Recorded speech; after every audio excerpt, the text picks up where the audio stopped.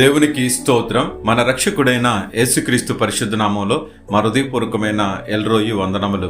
మీరు చేయు పనిలోను ప్రయత్నములోను ఈ దినమంతా దేవుడు తోడైండి నడిపించును గాక. ఈరోజు దేవుని వాగ్దానం కీర్తనల గ్రంథము 18వ అధ్యాయం 20వ వాక్యం.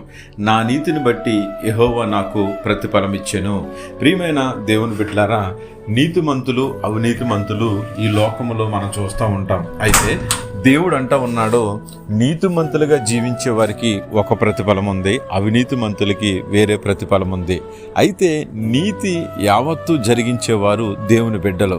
నీతిమంతులుగా తీర్చబడిన వారు దేవుని యొక్క ముద్ర వేయబడిన వారు. నీతిమంతులకు శ్రమలు ఎక్కువ ఉంటాయి, నీతిమంతులకి కష్టాలు ఎక్కువ ఉంటాయి.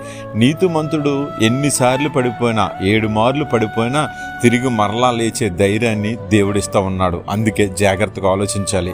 నీతిమంతుడికి ఎంత నీతిగా నువ్వు నిలబడతావో, యథార్థత పైన ప్రవర్తన జీవిస్తావో, దేవుని విడిచిపెట్టుకొని నిలబడతావో, నీ కుటుంబంలో, నీ గ్రామంలో, నీ ఉద్యోగంలో, నీ ఆరోగ్య విషయంలో, నీ బిడ్డల విషయంలో, నీ కుటుంబ సంసార విషయంలో ఎన్ని సమస్యలు వస్తున్నాయో, ఎంత కష్టం అనుభవిస్తున్నావో, వీటినన్నిటిలో కూడా నీతిమంతుడుగా నువ్వు నిలబడితే నీతిమంతుడు సింహం వలె తల ఎత్తుకుని నిలబడతాడంట.